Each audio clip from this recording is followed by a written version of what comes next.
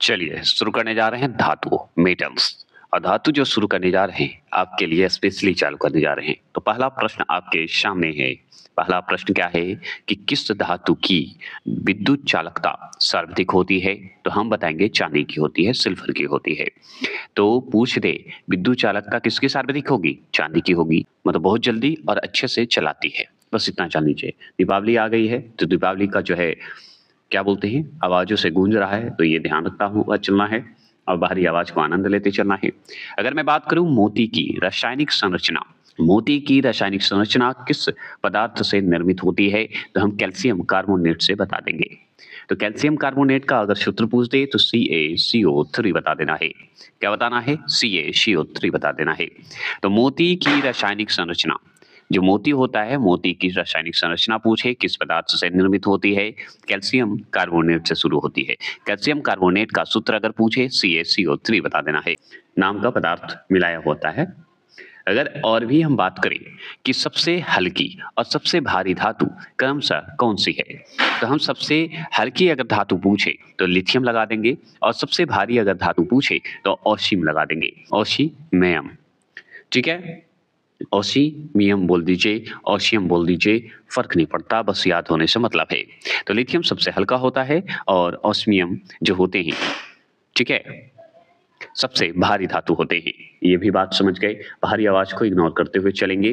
अगर मान लीजिए इसी में सवाल में पूछते कि सबसे भारी प्राकृतिक तत्व कौन सा है, तो यूरेनियम बता देना है।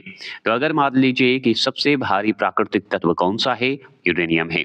मोनाजाइट जो है किसका प्रमुख अयस्क है, तो हम बताएंगे थोरियम का है। तो आपसे ऐसे नहीं सवाल पूछेगा कि थोरियम जो है किसका अयस्क है, तो मोनाजाइट का अयस्क है। तो मोनाजाइट किसका प्रमुख अयस्क है, तो थोरियम का है। तो थोरियम का पूछ दीजिए या थोरियम का, उल्टा बोल दीजिए। मोनाजाइट अगर पूछे तो अयस्क बता देना है थोरियम। प्रमुख अयस्क किसका है? मोनाजाइट, थोरियम का। तो थोरियम का ही मोनाजाइट, ऐसे बोल दीजिए। सबसे भारी प्राकृतिक तत्व पूछते तो यूरेनियम। अगर सबसे हल्का पूछे धातु तो हम बताना है लिथियम, और सबसे भारी धातु पूछे तो हम बताएंगे ऑस्मियम। ऑस्मियम।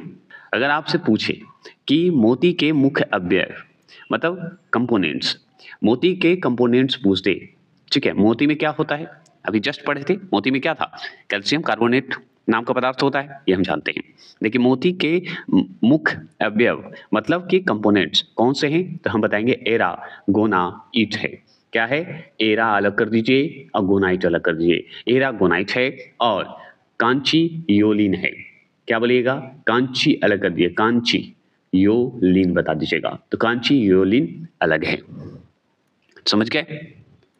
चलिए, तो इसमें दिक्कत नहीं है। एरा गो नाइट और याद रखिएगा कांची ए लीन है। तो और भी चाकू से काटी जा सकने वाली धातु, तो चाकू से कटने वाली धातु सोडियम और पोटाशियम दोनों है।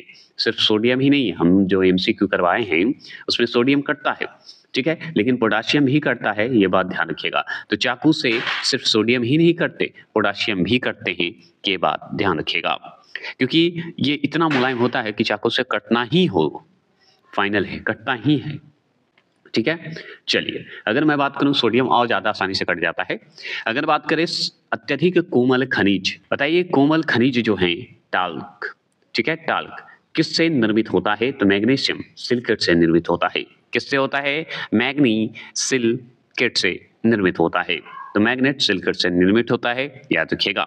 हल्की, मजबूत और जंग नहीं लगने वाली धातु, तो ये देखिए टाइटेनियम है। टाइटेनियम है जो कि भविष्य की धातु है, फ्यूचर मेटल है, ठीक है। तो फ्यूचर मेटल किसे कहा जाता है, तो टाइटेनियम को कहा जाता है।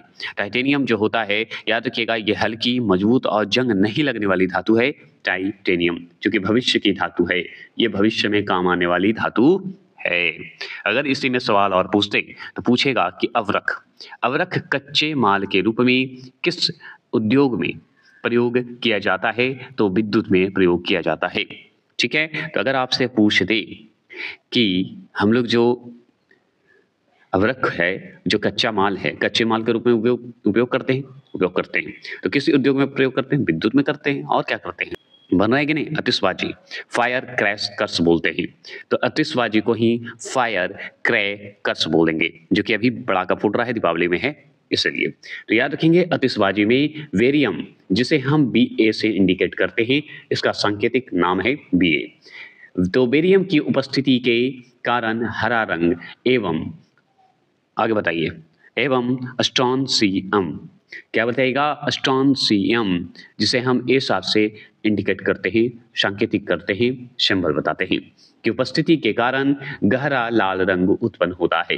तो अगर पूछे वेरियम के कारण क्या होता है, हरा रंग, और स्ट्रॉन्सियम के कारण गहरा लाल रंग उत्पन्न होता है, याद रखिएगा।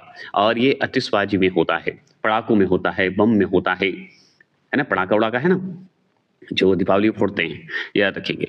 सिनेवार, लेकिन पड़ाका नहीं फोड़ना चाहिए क्योंकि प्रदूषण फैलते हैं, हानि हम ही लोग को होता है जीवन में, ये ध्यान रखते हुए हाँ थोड़े मोड़े आप आनंद ले सकते हैं, बच्चों के साथ खेल सकते हैं, बच्चों के लिए थोड़ा मोड़ा छोटा मोटा पड़ाके लीजिए, लेकिन ज़्यादा हमें नहीं लगता कि इस्तेमाल करें, बड़े लोग समझदारी की बात करते हैं। चलिए सिनेवार किसका अयस्क है, तो पारा का है, Hg का है, ठीक है। तो आपसे पूछेगा सिनेवार जो है किसका अयस्क है जी, तो पारा का है, Hg का है। कोई दिक्कत तो नहीं है। अगर मैं बात करूं और भी जवाब की, तो औजार निर्माण हेतु सर्वप्रथम किस धातु की खोज की गई थी, तो तांबे की तो खोज की गई थी ना, तांबे का मतलब कॉपर का खोज की गई थी, समझ गए। तो पारा को ही मर्क्यूरी बोला जाता है, ये पता होना चाहिए। जैसे सिनेवार किसका अयस्क है, तो पारा का है, पारा मतलब Hg मतलब पारा को इंग्लिश में क्या बोलते हैं, मर्क्यूरी, और तांबा को क्या बोलते हैं इंग्लिश में, कॉपर। ये सब जरूर है, सुनते जाइएगा। तो औजार निर्माण हेतु सर्वप्रथम किस धातु की खोज की गई थी, तो कॉपर का इस्तेमाल किया गया था। देखिए क्रोयोलाइट और ऑक्साइड किस धातु का अयस्क है, तो एल्युमिनियम का ही तो अयस्क है, ये हम जानते हैं। तो आपसे पूछेगा एल्युमिनियम का जो है अयस्क बताइए, तो क्रोयोलाइट और ऑक्साइड है। एक और इसका नाम है एल्युमिनियम का अयस्क का, वो प्लीज कमेंट कर सकते हैं तो करिए, अगर मेरा एमसीक्यू किए होंगे तो अवश्य आपको आएगा, इसका सारा का एमसीक्यू आने वाला है, एक बार पढ़ के जाइए। स्टेट सिटेड यूपीएससी बीपीएससी कोई भी एग्जाम, बिहार पुलिस तक या कोई भी एग्जाम देने जा रहे हैं तो पढ़ के जाइएगा, चैलेंज देता हूँ, छूटेगा नहीं क्वेश्चन। अगर आ गया तो नलेन अकाडमी का याद किया हुआ या रटंत विद्या जो कहिए, अगर सुन के जाते हैं तो कभी नहीं छूटेगा, यह नलेन अकाडमी वादा करता है। अयस्कों से धातुओं के निष्कर्षण का विज्ञान क्या कहलाता है, धातु कर्म कहलाता है। क्या कहलाता है, धातु कर्म कहलाता है। तो अयस्कों में धातुओं के निष्कर्षण का विज्ञान क्या कहलाएगा, धातु कर्म कहलाएगा।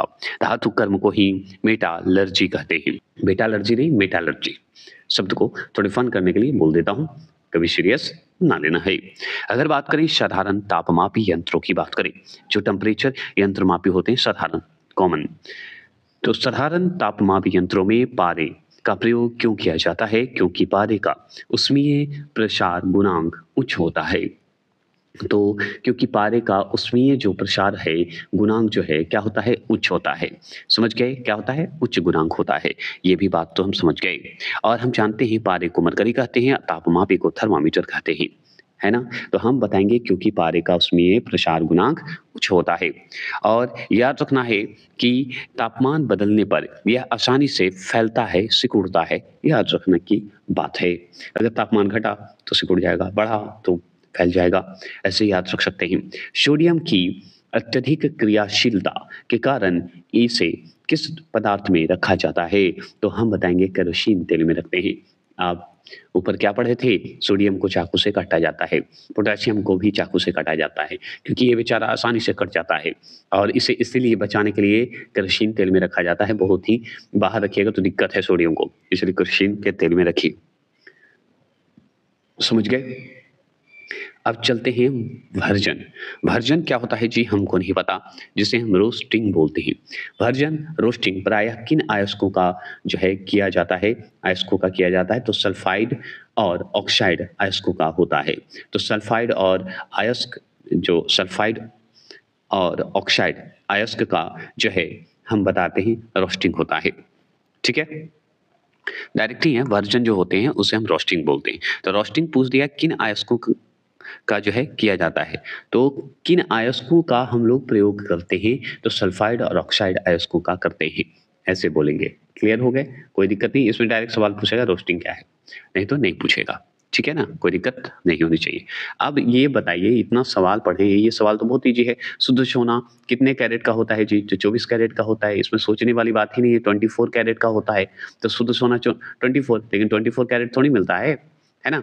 चलिए, अगर मैं बात करूँ सोडियम को जल में डालने पर कौन सी गैस जो है, सॉरी, गैस मुक्त होती है? तो हाइड्रोजन होती है। तो सोडियम को जल में डालने पर, जब सोडियम को जल में डाल दीजिए, देखिए सोडियम रहता है केरोसिन में, चाकू से बेचारा कट जाता है। अब इसको जल में डाल दीजिएगा तो गैस तो निकलेगा ना, तो हाइड्रोजन गैस निकलेगा, जो कि बहुत ही क्या है, सही नहीं है कि नहीं? अब जानते हैं। और एक बात जान लीजिए कि ये तो हम जान गए हाइड्रोजन में डालते हैं, और याद रखिएगा बताया ही जाता है कि सोडियम जब पानी में डालिएगा ना तो फटाफट प्रक्रिया करता है, फटाफट प्रक्रिया करेगा, और इसके कारण जो है हाइड्रोजन का गैस निकलेगा। ये भी बात है, तो यही तो बात मैं बदला, है ना? ये भी बात तो जानते हैं, थोड़ा सा विशेष जानकारी देते चल रहा हूँ। अगर मान लीजिए द्रवित सोडियम की बात करें, द्रवित सोडियम मतलब द्रवित मतलब लिक्विड सोडियम, ठीक है? तो लिक्विड सोडियम का उपयोग जो है नाभिकीय भट्टियों में जो है किस रूप में होता है? तो नाभिकीय भट्टियों में हम किस रूप में करते हैं, जिसे हम शॉर्ट में FBRS बोलते हैं, ठीक है? तो नाभिकीय भट्टी में हम लोग कैसे करते हैं? तो हम बताएंगे शीतल के रूप में करते हैं, शीतलक के रूप में करते हैं, ठीक है? तो शीतलक के रूप में मतलब बता सकते हैं, तो एज याद रखिएगा, इसे हम एज कूलेंट के रूप में करेंगे। कूलेंट मतलब कूल है, शीतल है, याद रखिएगा। यह गर्मियों को सोख कर मशीन को ठंडा करता है। समझ गया ना? लिक्विड सोडियम का हम इस्तेमाल इसीलिए करते हैं कि परमाणु भट्टियों में हम उपयोग इसलिए करते हैं क्योंकि वो क्या करता है ना कि मान लीजिए गर्मी में सोख लिया और मशीन को ठंडा करने का काम करता है लिक्विड सोडियम। क्लियर हो गया? चलिए, इसी को द्रवित सोडियम द्रवित कहते हैं।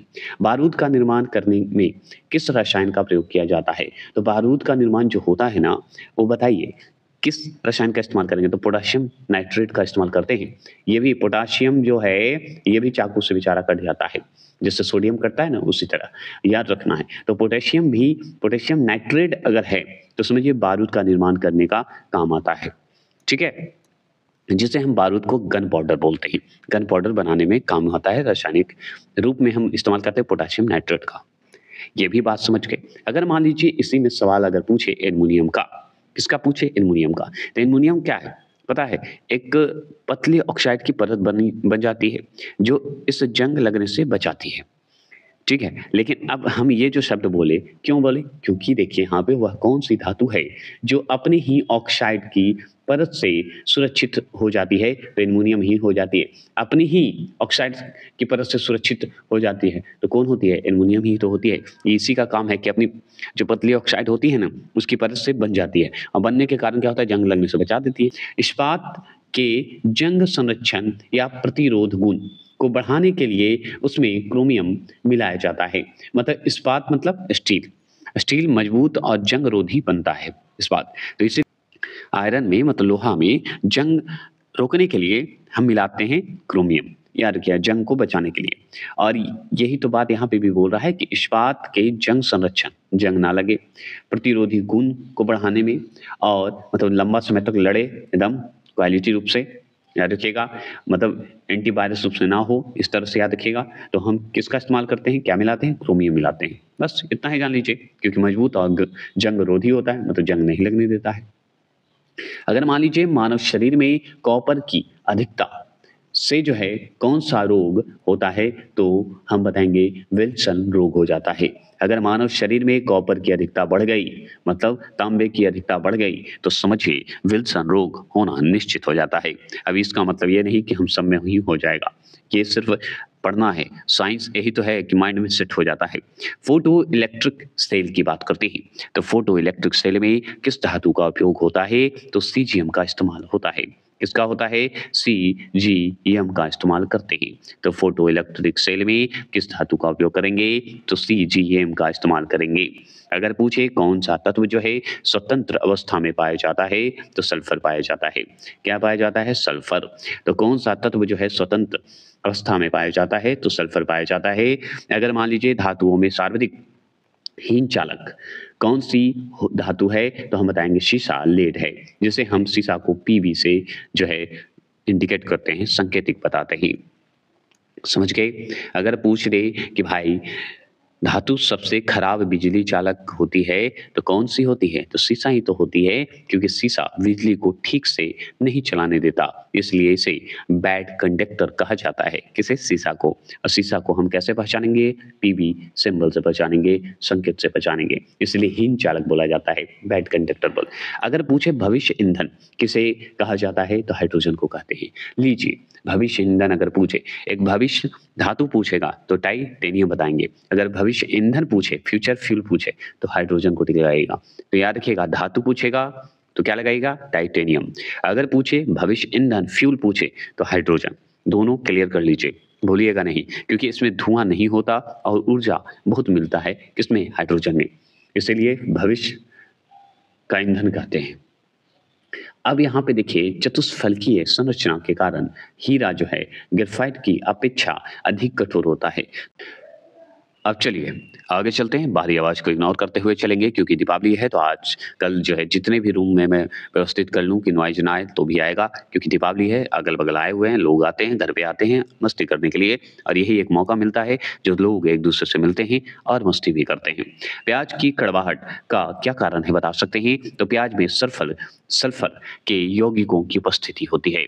अगर पूछे प्याज की कड़वाहट क्या क्या कारण है जी, तो प्याज में सल्फर के यौगिकों की उपस्थिति के कारण होता है जी। तो प्याज की कड़वाहट का क्या कारण है? प्याज खाते होंगे, तो प्याज की कड़वाहट का क्या कारण है? तो प्याज में सल्फर की यौगिकों की उपस्थिति के कारण हम नहीं खाते। समझ गए? तो प्याज में सल्फर की यौगिक होती है, इसलिए तो हम सल्फर कंपाउंड्स बोलते हैं। तो सल्फर कंपाउंड्स के कारण, उपस्थित होने के कारण, ये जो है कड़वाहट होती है प्याज में। ठीक है? और इसलिए जब प्याज काटते हैं तो हमारे आंखों से जलन पैदा होता है। तो आजकल का तो प्याज आप लोग काटते होंगे तो हमको नहीं लगता, क्योंकि आजकल का प्याज भी हर सब्जियों की तरह धोखेबाज निकला है। यूरेनियम का मुख्य अयस्क क्या है? तो पीच ब्लेंड है। यूरेनियम का मुख्य जो है अयस्क क्या है? पीच ब्लेंड है, याद रखना है। अगर सल की क्रिया में पट्टियों के रूप में किस रासायनिक पदार्थ का प्रयोग किया जाता है? तो कैल्शियम सल्फेट का प्रयोग किया जाता है। तो कैल्शियम सल्फेट का अगर प्रयोग करें, ठीक है, कैल्शियम सल्फेट का अगर प्रयोग करें तो याद रखिएगा, सल की क्रिया में पट्टियों के रूप में हम रासायनिक पदार्थ का प्रयोग के रूप में हम करते हैं कैल्शियम सल्फेट का। ठीक है? सल की क्रिया मतलब होता है सर्जरी। तो सर्जरी में जो पट्टी के रूप में हम लोग करते हैं, जो सर्जरी होता है उसमें पट्टी का इस्तेमाल करते हैं ना, तो उसमें रासायनिक प्रयोग करते हैं। तो कौन सा करते हैं? तो हम करते हैं उसे कैल्शियम सल्फेट के रूप में करते हैं, कैल्शियम सल्फेट के रूप में करते हैं। क्लियर हो गया? इसमें सोचना ही नहीं है। अगर मान लीजिए सबसे कठोर धातु पूछते, सबसे कठोर धातु पूछे तो प्लेटिनियम बता देना है।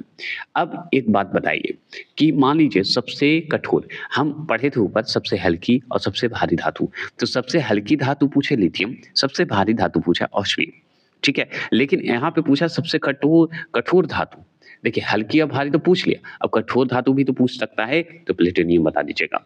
तो कठोर में प्लेटिनियम, अगर हल्की पूछे तो लिथियम, और सबसे भारी पूछे तो ऑस्मियम बता देना है। क्लियर? चलिए, अगर और भी बात करें, समान रूप से अगर हम बात करें, तो देखिए इसमें हम आपको और भी तरीके से और याद करवाने की कोशिश करते हैं फन के साथ। जैसे मान लीजिए समान नाम है, कॉमन नाम है, तो हम चलिए इसमें केमिकल नाम, केमिकल सूत्र की बात करते हैं, केमिकल जो नेम होते हैं उसके, केमिकल नेम और उसके साथ सूत्र भी हम पढ़ेंगे। तो चलिए हम इसमें क्लियर करते हैं। जैसे मान लीजिए हरा कसीम, हरा कसीम को ही हम बोलते हैं ग्रीन ब्रिटियोल बोलते हैं, ब्रिटियोल बोलते हैं। तो हरा कसीम बोल दिया मैंने, यहाँ पे हरा कशिश है, तो हरा कशिश को ही ग्रीन ब्रिटियोल बोलते हैं, याद रखना है। तो हरा कशिश को ही ग्रीन ब्रिटियोल बोलते हैं। इसका रासायनिक नाम अगर पूछे तो फेरस सल्फेट बता देना है। क्या बताना है? फेरस सल्फेट बता देना है। अब फेरस सल्फेट का अगर सूत्र पूछ दे तो क्या बताना है? तो फेरस सल्फेट का सूत्र है कि Fe, याद रखिएगा FeSO4 है, 0.7H2O है। फिर से सुनिएगा, फेरस सल्फेट का रासायनिक सूत्र अगर पूछे, मतलब मान लीजिए हरा कशिश का रासायनिक सूत्र पूछ दे, तो हम बताएंगे FeSO4 0.7H2O बता देना है। क्या बताना है? 7H2O बता देना है।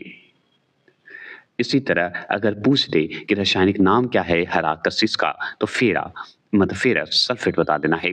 नीला कशिश का क्या होगा, जिससे हम ब्लू क्या बोलते हैं, विट्रियोल बोलते हैं। ब्लू विट्रियोल बोला जाता है किसे, नीला कशिश का। इसका रासायनिक नाम अगर पूछे तो कॉपर सल्फेट बता देना है।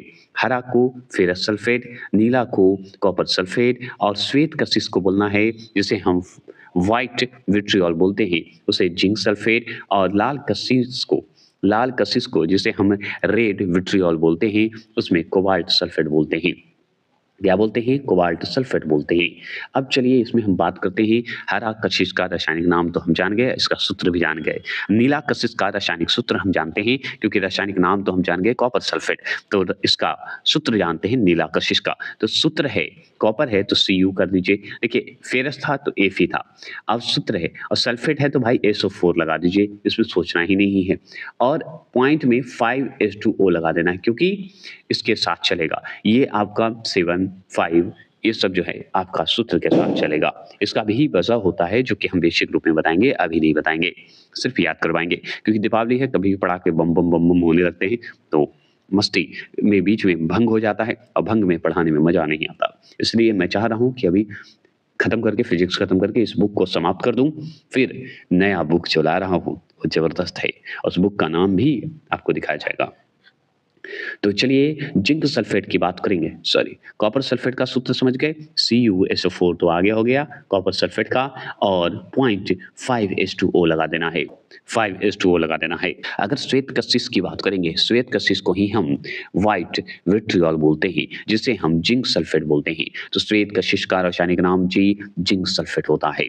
जिंक सल्फेट होता है, हाँ एकदम होता है। जिंक सल्फेट मतलब Zn, जिंक का मतलब होता है Zn, सल्फेट का मतलब होता है SO4। तो सब में आपको SO4 लगाना है, जैसे फेरस में Fe SO4, कॉपर में Cu SO4 और जिंक सल्फेट में Zn SO4 लगा दिए, लेकिन 0.7H2O हो जाएगा। ये आपको थोड़ा याद करना होगा, क्योंकि इसका बेसिक नॉलेज हम बेहतरीन तरीके से हम देंगे, लेकिन अभी क्योंकि लंबा चला जाएगा, ठीक है। तो याद रखिएगा 7H2O आपको फेरस सल्फेट में भी रखना है, 5H2O हो गया, और जिंक सल्फेट में भी जो है ZnSO4 0.7H2O हो जाएगा, ठीक है।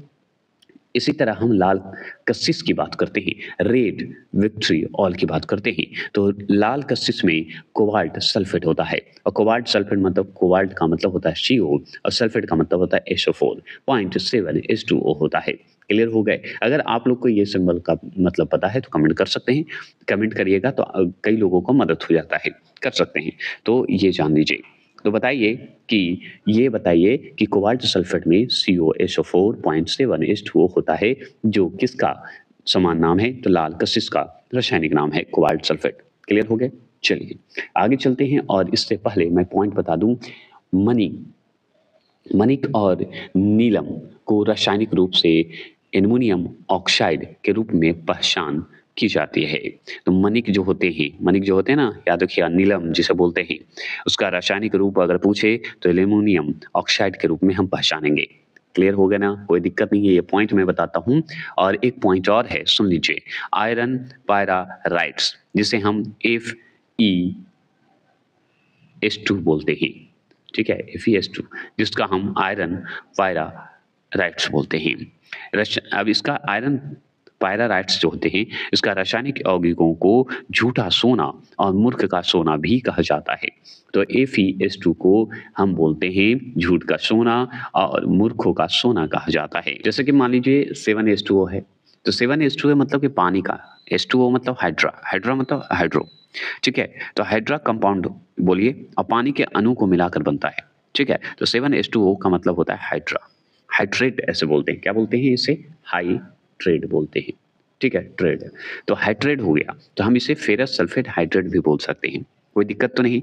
हाइड्रेट साल्ट भी बोलते हैं 7H2O को, याद रखिएगा, दोनों मिलकर बनता है, वो 7 वाले में। अब 5 वाले में तो मैंने बता ही दिया कि आपको इसे कॉपर सल्फेट, आप इसे कॉपर सल्फेट क्या बोलेगा, 5 लगा हुआ है तो 5H2 है, तो 5 में पेंटा हाइड्रेट बता दीजिएगा, और 7 है तो आप हाइड्रेट में साथ में लगा दीजिए, क्या लगाइएगा बताइए।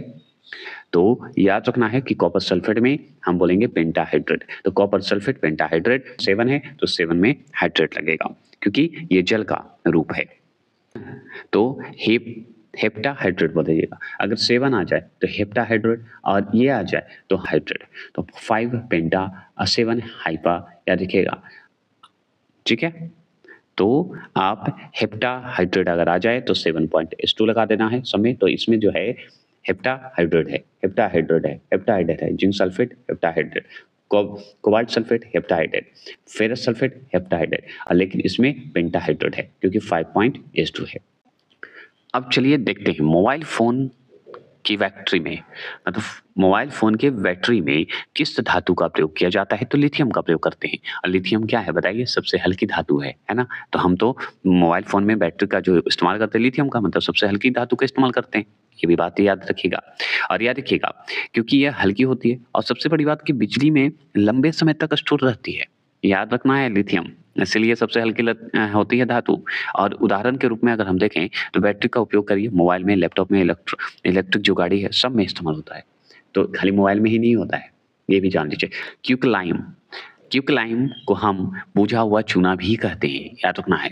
तो क्विकलाइम का रासायनिक नाम अगर पूछे तो कैल्शियम ऑक्साइड बता देना है। तो कैल्शियम ऑक्साइड बता देना है, ये बात ध्यान रखना है। तो क्विकलाइम का रासायनिक नाम अगर पूछे तो कैल्शियम ऑक्साइड बता देना है, जिसे हम CaO से इंडिकेट करते हैं। और याद रखिएगा क्विकलाइम को ही चूना भी कहा जाता है, बुझा हुआ चूना कहा जाता है। इसका इस्तेमाल हम सीमेंट, कांच और चूना बनाने में करते हैं। बुझा हुआ चूना मतलब क्विकलाइम का, जिसका अगर रासायनिक नाम पूछ दे तो कैल्शियम ऑक्साइड। समझ गए। अगर पूछे परमाणु घड़ियों में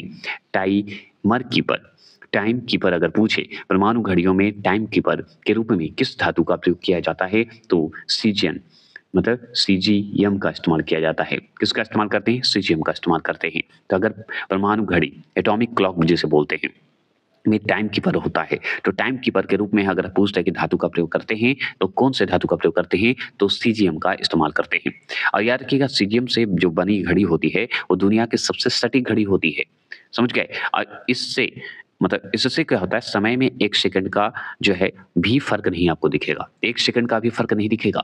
याद रखना है, अगर सीजीएम से बना हुआ धातु से अगर घड़ी है तो 1 सेकंड का फर्क नहीं दिखेगा। अगर पूछ दिए मतदाता की अंगुली में लगाई जाने वाली स्याही के निर्माण में बताइए किस रासायनिक यौगिक का प्रयोग किया जाता है, तो सिल्वर नाइट्रेट का इस्तेमाल करते हैं। जो हम लोग मतदान या वोट देने जा रहे हैं, जैसे बिहार में वोट है, देने जाइएगा तो अंगुली पे दाग लगाया जाता है कि हाँ भाई आप वोट दे दिए हैं, आप चोरी नहीं कर सकते, है ना। तो उस पर कौन सा रासायनिक यौगिक लगता है, सिल्वर नाइट्रेट। जब भी आप वोट देने जाए तो याद रखिए सिल्वर नाइट्रेट लगाने जा रहे हैं आप।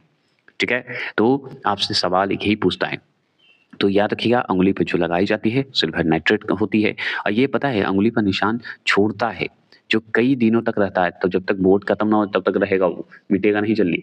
अगर मान लीजिए क्वार्टज का रासायनिक नाम क्या है, तो क्वार्टज का रासायनिक नाम पूछे तो सोडियम सिलिकेट बता देना है, जिसे हम Na2SiO3 बता देना है। अलग हो गया, Si मतलब सिलिकेट और Na मतलब सोडियम, याद रखिए। तो सब मिला के हो गया सोडियम सिलिकेट। तो सोडियम सिलिकेट का सूत्र अगर पूछे Na2SiO3, तो ये क्वार्टज का रासायनिक नाम है। और क्वार्टज का सूत्र अगर मान लीजिए सोडियम सिलिकेट ना दे तो इसके जगह पे ये सूत्र दे दे तो ये क्वार्टज ही होगा।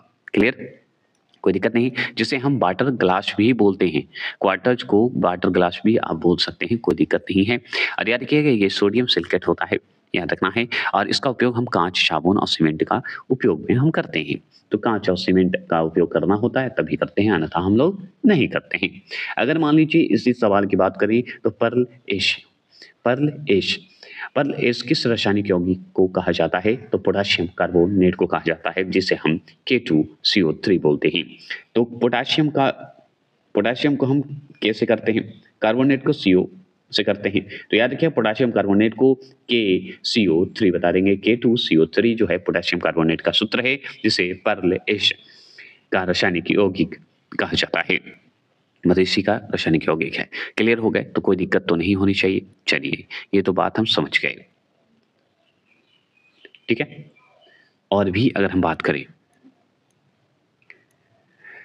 थोड़ा सा जानकारी और लें, तो याद रखिएगा कि यह एक रासायनिक पदार्थ है। कौन, हमारा पर्ल एश, ये तो हम जान गए, जो कि पोटेशियम कार्बोनेट से इसका यौगिक है, ये हम जानते हैं। और इसका उपयोग पता है साबुन बनाने में, शीशा जो कांच होता है और बेकिंग पाउडर बनाने में काम आता है पर्ल एश, याद रखिएगा। अगर मान लीजिए इसी में और सवाल पूछते कि जिंक सल्फेट, क्या पूछे, जिंक सल्फेट का प्रयोग सामान्यतः किन रूप में किया जाता है? तो जिंक सल्फेट का अगर प्रयोग पूछे किन रूप में हम लोग करते हैं, तो कवननाशी के रूप में करते हैं, एंटी फंगल के रूप में करते हैं, बताइए क्या करते हैं, जिंक सल्फेट के रूप में करते हैं, एंटी फंगल के रूप में करते हैं, तो एंटी फंगल के रूप में करते हैं, फंगल के रूप में करते हैं, जो बोलना है बोल दीजिए। और इसका उपयोग जो है पौधों और त्वचा की बीमारी फैलाने वाले फफूंद को रोकने में करता है, फंगस को रोकने में काम करता है, जो त्वचा पे जो है स्किन पे हो जाता है या पौधे पे जो हो जाता है उसको दूर करता है, कवकनाशी, याद रखिएगा, बहुत इंपॉर्टेंट है। तो जिंक सल्फेट का प्रयोग जो समानता हम किस रूप में करते हैं, कवकनाशी, मतलब कवक को मारने में, एंटी, याद रखिएगा, एनकाउंटर करने में, ऐसे शब्द हम इसलिए इस्तेमाल करते हैं क्योंकि याद हो, ऐसा नहीं है कि हमको कुछ मतलब है, इस पे विवाद में ना ले जाएंगे। अगर मान लीजिए इसी में सवाल अगर पूछे भूपर पट्टी की बात करते हैं, तो भूपर पट्टी में सर्वाधिक मात्रा में पाए जाने वाला तत्व कौन सा है, हम बात करते हैं। अब भूपर पट्टी की बात करते हैं तो हमको तो समझ में नहीं आया, तो हम इसे अर्थ क्रस्ट बोलते हैं, भूपर पट्टी को अर्थ क्रस्ट, मतलब पृथ्वी पर जो है, याद रखिएगा। तो सबसे अधिक मात्रा में हम लोग पाए जाने वाले तत्व की बात करेंगे जिसमें ऑक्सीजन हमारे लिए बहुत इंपॉर्टेंट है, ऑक्सीजन है जो कि हवा और पानी का मुख्य तत्व है। ये भाई हवा और पानी का मुख्य तत्व तो है ऑक्सीजन, अगर नहीं होगा तो हम लोग कैसे रहेंगे। अब देखिए यहाँ पे सिलिकॉन दूसरे नंबर पे है, सिलिकॉन जो है दूसरे नंबर पे, सिलिकॉन जो है कंप्यूटर चिप और रेत में पाया जाता है, ये हम जानते हैं, सिलिकॉन बहुत इंपॉर्टेंट है। और तीसरे नंबर पे है एल्युमिनियम, एल्युमिनियम जो है बहुत इंपॉर्टेंट है, एल्युमिनियम जो है हवाई जहाज बर्तन बनाने के उपयोग में हम लोग, तो एल्युमिनियम जो है बहुत इंपॉर्टेंट है, ये हम जान गए। अब आयरन की बात करें तो जो कि चौथे नंबर की बात करते हैं, एल्युमिनियम समझ गए ना कि हवाई जहाज और बर्तन बनाने में उपयोग होता है। अगर मान लीजिए आयरन की बात करेंगे तो लोहे के औजार और इमारतें बनती है, तो ये भी इंपॉर्टेंट है हमारे लिए। अब कैल्शियम, पृथ्वी पर जो है कैल्शियम, कैल्शियम 5वें नंबर पे आता है, और कैल्शियम भी बहुत महत्वपूर्ण है क्योंकि कैल्शियम से हड्डी और सीमेंट में पाया जाता है, मतलब हमारे हड्डी और सीमेंट में पाया जाता है, तो इंपॉर्टेंट है, याद रखिएगा। अगर मान लीजिए छठे नंबर पे हमारा सोडियम है, छठे नंबर पे क्या है, सोडियम। और सोडियम का इस्तेमाल क्यों होता है, तो सोडियम का इस्तेमाल जो हम लोग करते हैं वो नमक में पाया जाने वाला तत्व के रूप में हम लोग करते हैं, नमक में पाया जाता है, तो इंपॉर्टेंट है कि नहीं भूपर पट्टी के लिए। अगर मान लीजिए सातवां, देखिए भूपर पट्टी में सर्वाधिक पाया जाने वाला तत्व जो है ना, ये कहने का मतलब कि हमारे जीवन से संबंधित है, मतलब हमारे लिए इंपॉर्टेंट है कि नहीं, ऑक्सीजन इंपॉर्टेंट है, सिलिकॉन है, एल्युमिनियम है, आयरन है, कैल्शियम है, सोडियम, ये सब हमारे लिए इंपॉर्टेंट है। जैसे मैग्नीशियम, मैग्नीशियम क्यों इंपॉर्टेंट, क्योंकि दवाइयों और आतिशबाजी जो पटाखा उड़ाका अभी फूट रहा है ना, उसका प्रयोग में किया जाता है, आतिशबाजी के लिए किया जाता है, दवाई के लिए किया जाता है, मैग्नीशियम तो इंपॉर्टेंट है कि नहीं, हमारे जीवन से संबंधित है, पृथ्वी में तो सब चीज है, जो चीज नहीं दिख रहा है वो भी है, समझ गए। चलिए अगर मान लीजिए टाइटेनियम, अब ये बताइए टाइटेनियम है क्या, तो टाइटेनियम हमारा सबसे क्या है, बताइए, भविष्य का धातु है, मेटल है, जैसे भविष्य का ईंधन हाइड्रोजन है ना, उसी तरह भविष्य का धातु है, मेटल है, फ्यूचर मेटल टाइटेनियम, तो टाइटेनियम बहुत इंपॉर्टेंट है। तो टाइटेनियम क्यों इंपॉर्टेंट है बताइए, तो हम बताएंगे हल्का और मजबूत धातु, हवाई जहाज में उपयोग करने वाला चीज है ये, तो आगे भविष्य में हम लोग हवाई जहाज में इसका इस्तेमाल करेंगे, जैसे एल्युमिनियम सब का करते हैं ना, उसी तरह टाइटेनियम को करेंगे भविष्य में, समझ गए। अगर पूछे 10वें नंबर पर हाइड्रोजन, हाइड्रोजन तो बहुत इंपॉर्टेंट है भाई, क्योंकि भविष्य का ईंधन है, भविष्य का फ्यूल है, भविष्य का जो है हमारे पानी में भाग लेता है, समझानी, जैसे टाइटेनियम जो है भविष्य का धातु है, मेटल है, उसी तरह भविष्य का ईंधन है हमारा हाइड्रोजन, मतलब भविष्य का फ्यूल है। चलिए तो ये हो गए। अब बात करते हैं कि मान लीजिए sodium, aluminium, potassium, calcium, magnesium, copper, zinc, lead, tin, cadmium, nickel, manganese और आयरन और मरकरी, सिल्वर, गोल्ड और यूरेनियम, थोरियम, ये सब जो हैं धातु हैं। धातु जो हैं इसके अयस्क कौन कौन हैं ये भी पढ़ेंगे, ये अयस्क में कौन कौन होते हैं ये फन के साथ पढ़ेंगे, लेकिन इससे पहले ये वीडियो देखिए और बताइए कि कैसा लगा, नहीं तो फिर से चलिए जोड़कर बता देते हैं। ओरल अयस्क की बात करते हैं, जो पढ़ाने जा रहे हैं वो ध्यान से सुनिएगा। महत्वपूर्ण धातु और उनके अयस्क की बात करेंगे। आपको अयस्क एक तरफ दिया हुआ है, एक तरफ धातु का नाम है। जैसे मान लीजिए धातु का नाम अगर मान लीजिए सोडियम है, तो सोडियम का सिर्फ सुनना है आपको, ये देखना भी जरूरत नहीं है, सिर्फ ऑडियो सुनिए आप कि सोडियम को हम Na से इंडिकेट करते हैं, सांकेतिक रूप से बताते हैं। अगर मान लीजिए सोडियम का अयस्क पूछते तो हम जानते हैं साधारण नमक, चिल्ली, साल्टपीटर और बोरेक्स और सोडियम कार्बोनेट, ये सब जो हैं सोडियम का अयस्क हैं। तो सोडियम का साधारण नमक का अगर सूत्र पूछेगा तो NaCl बता देना है। अगर चिल्ली साल्टपीटर का पूछे तो NaNO3 बता देना है। बोरेक्स का पूछते तो Na2B4O7.10H2O होता है। अब 10 तो हो गया, तो 10 का बताइए क्या होगा, क्योंकि वाटर है ना 10 अणुओं का पानी है, ऐसे याद रखिएगा। अगर सोडियम कार्बोनेट का पूछते तो सोडियम कार्बोनेट का अगर सूत्र पूछता है तो हम बताएंगे Na2CO3 बता देना है, क्योंकि सोडियम कार्बोनेट है और पॉइंट 10H2O बता देना है। ये है सोडियम अयस्क का बात करते हैं। अगर इसी तरह हम बात करें एल्युमिनियम का, तो एल्युमिनियम का सुन लीजिए, एल्युमिनियम को आई से इंडिकेट करते हैं, Al से इंडिकेट करते हैं एल्युमिनियम का, ये हम जानते हैं। एल्युमिनियम के अयस्क की बात करेंगे तो एल्युमिनियम के अयस्क कौन कौन है बताइए। देखिए सोडियम हम इस्तेमाल करते हैं साबुन बनाने में, नमक बनाने में, शीशा बनाने में, ये ध्यान रखिएगा। एल्युमिनियम का इस्तेमाल करते हैं, एल्युमिनियम का अयस्क को आगे जान लीजिए, बॉक्साइड और क्रो नहीं है, केओलिन याद रखिएगा, क्रेओलिन और फेल्सपार कोरंडम और क्रोलाइट याद रखना है। ये सब बात ध्यान रखना होगा, एल्युमिनियम का अयस्क है क्रोलाइट। तो ये सब अयस्क है एल्युमिनियम का, इसका सूत्र आप देख सकते हैं। सिर्फ सुनिए, सूत्र हम बाद में याद दिला देंगे, ठीक है। अगर मान लीजिए इसी तरह पोटेशियम का अयस्क पूछते कि पोटेशियम को बताइए, तो पोटेशियम को हम के से इंडिकेट करते हैं, ये हम जानते हैं। पोटेशियम का अगर पूछे अयस्क तो पोटेशियम नाइट्रेट बता देना है, जिसे साल्टपीटर भी बोलते हैं और कार्नेलाइट भी बोलेंगे, और पोटेशियम कार्बोनेट और पोटेशियम क्लोराइड होगा। मतलब पोटेशियम इसमें भूमिका निभा रहा है, तो पोटेशियम नाइट्रेट के रूप में होगा, पोटेशियम कार्नेलाइट के रूप में होगा, पोटेशियम कार्बोनेट के रूप में होगा, पोटेशियम क्लोराइड के रूप में होगा। समझ गए। तो इसका सूत्र बहुत आसान है पोटेशियम का, पोटेशियम नाइट्रेट मतलब KNO3 बता देना है। अगर कर्नेलाइट की बात करें तो KCl तो होगा ही, कर्नेलाइट है, और MgCl2 होगा, 0.6H2 होगा। पोटेशियम कार्बोनेट का K2CO3 होगा और पोटेशियम क्लोराइड का KCl होगा। ये सब जो हैं अयस्क हैं पोटेशियम के। उसी तरह मैग्नीशियम का अगर अयस्क पूछे तो आगे मैग्नीशियम को Mg से इंडिकेट करते हैं, ये दिमाग में रखिएगा। तो मैग्नीशियम का अयस्क पूछे, मैग्नेसाइट बता देना है, क्या बताना है, मैग्नेसाइट बता देना है, और डोलोमाइट बता देना है, कर्नियलाइट बता देना है, एप्सम साल्ट बोल देना, एप्सम साल्ट बोल देना है, याद रखिएगा। उसी तरह कॉपर की बात करेंगे तो कॉपर में चल्को पाराइट बता देना है, कॉपर पाराइट बता देना है, चल्को पाराइट बोलिए या कॉपर पाराइट बोल दीजिए, कॉपर ग्लास बोल देना है, क्यू प्राइड बोल देना है। तो इस तरह का जो है हम बाद में इसको हम बेसिक रूप से बताएंगे, अभी तत्काल आप इतना ही देखिए, क्योंकि बाहरी आवाज़ ज़्यादा ही आ रहा है, दीपावली का समय है तो कहीं भी हल्ला हो रहा है तो डिस्टर्बेंस ज़्यादा हो रहा है। लेकिन देखिए जो इंपॉर्टेंट है बता देते हैं, जैसे मरकरी का पूछता है, मरकरी का अगर पूछे अयस्क तो सीने बार बता देना है। अगर पूछे गोल्ड का तो गोल्ड का कैल्वे राइट बता देना है और सिल्वेनाइट, ये अयस्क है, ठीक है। और सिल्वर का अगर पूछे तो रूबी सिल्वर बता देना, सिल्वर को Ag से इंडिकेट करते हैं, Ag।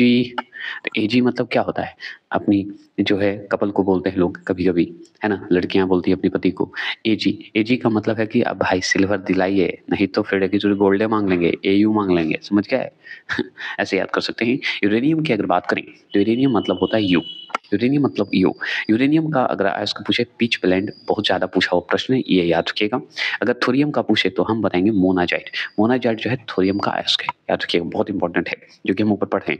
आयरन का अगर अयस्क पूछे तो क्या बताइएगा, आयरन का अगर आयरन मतलब आयरन का बहुत इंपॉर्टेंट है। निकल का देखिए, निकल का अयस्क है मिलेराइट, ये इंपॉर्टेंट है। आयरन का पूछते तो हेमाटाइट, ये हम जानते हैं, लिम्नोनाइट और मैग्नेटाइट और हेमाटाइट, ये पूछा हुआ प्रश्न है। आयरन पायराइट, ये भी पूछा हुआ प्रश्न है, और सीडेराइट, ये सब पूछा हुआ प्रश्न है। अगर बात करें कैडमियम का पूछा हुआ प्रश्न है। कैडमियम का एक ही होता है, CDS होता है, CDS मतलब ग्रीनोसाइट होते हैं, अयस्क होते हैं। टीन का अगर पूछा हुआ है, टीन का भी पूछा हुआ है। देखिए लेड का पूछा हुआ प्रश्न है, ये दोनों जिसमें से गैलेना जो है सबसे इंपॉर्टेंट है। सिरुसाइट नहीं पूछा उतना, लेकिन गैलेना पूछा हुआ है, लेड का अयस्क। और जिंक का तो हम जानते हैं, जिंक प्लेंट बोल दीजिए या कैलामाइन बोल दीजिए, तो ये पूछा हुआ प्रश्न। लेकिन हाँ, ये टीन का पूछा हुआ है, कैसे टेराइट बोलते हैं, याद रखिएगा, टीन का अयस्क है। इसी तरह मैग्नीज का पूछेगा, मैग्नीशियम तो पढ़े थे, मैग्नीज का मैग्नेनाइट बोल दीजिएगा, मैग्नेनाइट पूछा है। पायरोलूसाइट, ये पूछा हुआ प्रश्न है, भी है प्रश्न, याद रखिएगा, मैग्नीज का अयस्क में, ठीक है। तो इस तरह से आप याद रखिएगा, हम बाद में इसका सूत्र और क्लियर कर देंगे बाद में नेक्स्ट वीडियो में। तो चलिए हम क्लियर करते हैं और बात करते हैं आगे अधातु की। तो फिर मिलते हैं, जय हिंद, जय भारत।